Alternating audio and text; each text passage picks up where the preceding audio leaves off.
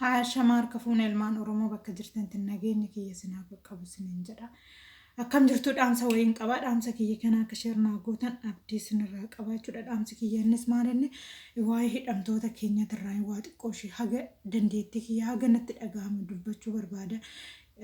Hundumti keenya iyyuu haga beekuma keenya haga nutti dhaga'ame of keessa baasuu yaada akka kurtee jechuudha. Sinii gala nama galuuf hin gala yookaan namatti dhaga'amu itti dhaga'amaa jechuudha. Innis maalinni har'a ergaa hidhamanii ji'a meeqaffaadha? Ji'a torba. Ergaa nyaata dhiisan kanaammoo guyyaa torba. Namni guyyaa torbaa miti jechuudha. Guyyaa torbaa miti si'aatii torba osoo midhaan nyaatinoo teecha mee isin maal taatani? maa jaartiin haadha siiqqee tan abbaa maalee tan abbaa alangee tan abbaa maalee tan abbaa maalee tan abbaa amantaa tan eessa dhaqan isaanii maaf jara kana gorsanii too'ee akka nyaatan hin taasisne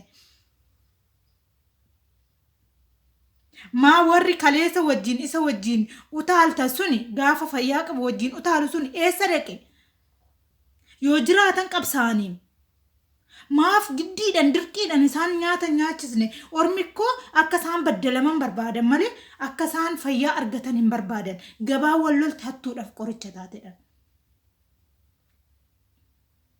Maa namni isaan bira dhaabbatu dhabame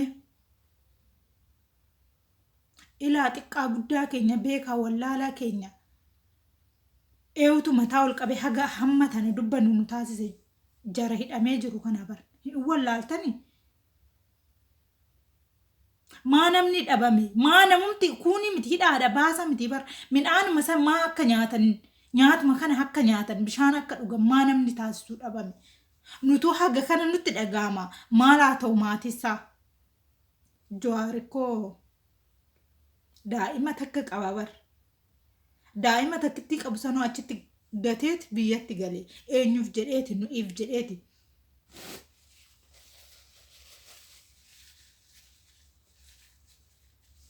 Sinii galee namni haadha manaa ofii gatee daa'ima ofii gatee biyyatti gale Jawaarin mee warri daa'ima qabdan warri haadha manaa qabdan daa'ima keessanirraa haadha manaa keessanirraa guyyaa tokko guyyaa lama yoo fagaatan haga tamsanitti dhaga'ama inni garuu kutannoo murannoo godhateeti saba kiyyaaf hin du'a saba kiyyaaf hin dhaabbadha jedheeti har'aachi keessatti. Dararamaati jira maa nutti dhaga'amuu dida kuni xiqqaa guddaa keenyatti yaa waa fedhes ta'u sila siyaasa isaanii nuun galchuun sila oromummaa isaan na dhukkubsaanan sila siyaasaan beekuan siyaasaan baranneen waa'ee siyaasaa nan galchuan garuutu umurii kiyya kana keessatti guyyaa tokko guyyuma hundan bo'an gaafa hiriyaan koos hidhamu gaafa hiriyaan koos du'u gaafa namni nani beekus du'u gaafa abbumti fe'eeyyuu du'u. Dhugaa dubbachuuf oote guyyaa takkaaguma kanan bo'atee jira.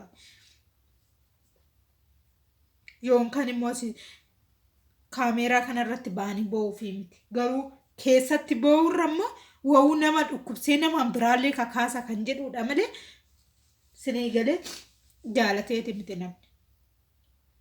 Kanaafuu bakka isaanii kana bu'aatu yoo isin dhukkubse jechuudha. Yoo isin dhukkubse yoo dhugumaan namummaa dhiisi waa'ee oromummaa oromoon hin jirtu hunda'u namummaan kee yoo si dhukkubse jechuudha guyyaa tokko gaafa tsoomee olte haga kam akka dadhabdu laale isaan garuu guyyaa kan hundumaa qabsoo keenya yoo duune sin duune jedhaniiti achi keessatti dararamaatu jira osoo agartanuu gaafa du'e osoo agartanuu gaafa achi keessatti du'e mee maaltu sinitti dhaga'ama gaafa maal jettanii dubbattu. Odoo isaan har'a hidhaasan keessa ba'anii bar hundumti ishiitu qiraaqimboojii gottattee duuba kaatti bar hanamma har'a riphxe kana jechuudha. Warri ani jaarsa ofiin jettus warri ani abbaa ani sheeka ani qeesidha ofiin jettu hundumti baashiitu. Sinii galee wanni dhiitte tun immoo bari'uu hin haftu guyyaa fidheeyyuu jechuudha abbaa jiruuf. Nuti soo dhumne warri jiruuf hinuma bari'a garuutu immoo akka kanatti jechuudha namni gaafa rakkate rakkina irratti wal dhaqqabuu diddanii rakkina irratti wal bira dhaabbachuu diddanii gaafa namni du'e jechuudha. Gaafa namni waan tokko ta'e as baatanii iyyuu anoomaa iyyuu natti fakkaatu.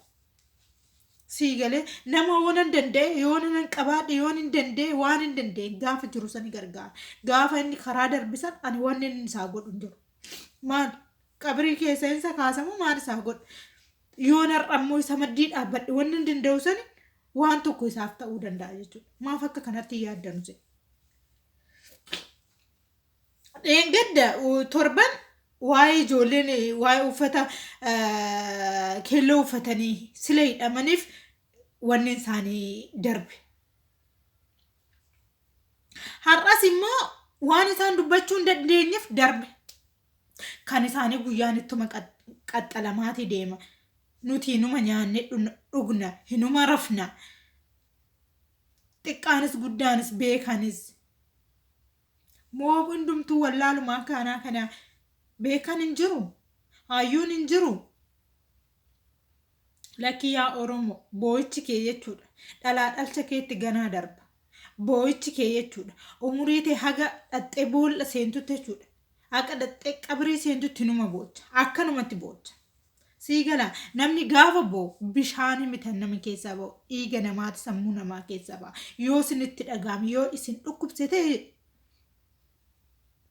warra hayyuudha jedhus warri maalis jedhus warri sagalee guddaa qabdanis warri namni isinii dhagahus jedha har'a mirmadhaa. Gaafa abbaan sun wanna fedhete gadi baatee hin dubbate. Maaliif gaafa inni jiru iyyitee fi har'a iyyitus dhiistus raftus waan feete gootus wanni isaa bu'aa buustu hin qabu. Jaarsoliin achitti dhaqanii too isaan gorsuu dhaqasuun maaliif jarri kun maaliif okay gaafa nagaa qaba wajjin dhaabbatanii waa'ee siyaasaa dhimma keessanii mucaan kun nuuf jedheet saba kanaa jedheet Oromoodhaaf jedheet daa'ima isaa takkittii qaburraa asitti baqatee asitti hafee asitti galee harka kee bu'e harka keessan bu'e harka waraabessaa bu'e maaliif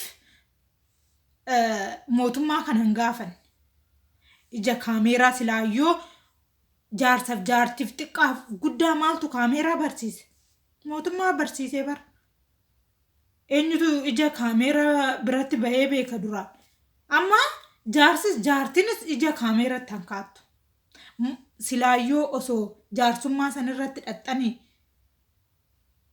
waa'ee kana gadi fuutanii dubbattanii raate seenaa si yaadata akka qeerroo fi qarree dhumtee sanitti. Sinii galee ጊዜ wal sodaatanii miti ጊዜ ifaa bilisa. Jaarsis afaan qabatee jaartinis afaan qabatee hayyuunis afaan qabatee har'a taa'u kun afaan qabannaan kun akkanumatti isinitti fufa malee irraa guyyumata kaa'u achitti siqu. Yoo jarri kuwwaa ta'e yoo immoo imimmaan xiqqaa guddaa imimmaan wallaalaa imimmaan aayyolee imimmaan daa'imaa imimmaan makeenya kana lakkaa jara kana nagaan baasa. Yoo kaan immoo akka jabaan hojjetu akka beekatee akka kan walirratti hojjetan kana isaanis achi keessatti waa ta'eet Oromoonis hundumti keetu akkuma kanatti hafta akkuma kanatti akkuma boochu kanatti jechuudha. Boo'ichi kee kan duraanitirraa boo'ichi keenya kan duraanitirraa ni cime malee hin qannasu guyyuma tokkoyyuu. Kana beekuu qabna hundumti keenya xiqqaa guddaan keenya jechuudha. Sinii galee kanaafuu ammas waan siin kadhadhu jechuudha. Warri miidiyaa gurguddaa qabdan warri namni siniif dhaga'u warri waan karaa jara kana maddii dhaabbatan warri beektan please hin rafina har'a kaa dubbadha. Boru yoo ijjitanii yaa maalii koottanii sirba baastanii yaa maanxikiyyee koo yaa goota koo yaa jagna koo jette bu'aa siif hin qabu. Har'a odoo yeroon hin darbin har'a ka'ii dubbadhu. Har'a ka'ii waan dalagde har'a ka'ii waan hojjette hojjedhu. Oromoo hundi harka wal qabadha. Boo'ichumaan maqaan nun dhayin. Rabbi laalatoo hundi keessan jara kana maddii haa dhaabbannu siniin jedha haga beekuma keenya. Hundumti keenya haga dandeenyu waan dandeenyu.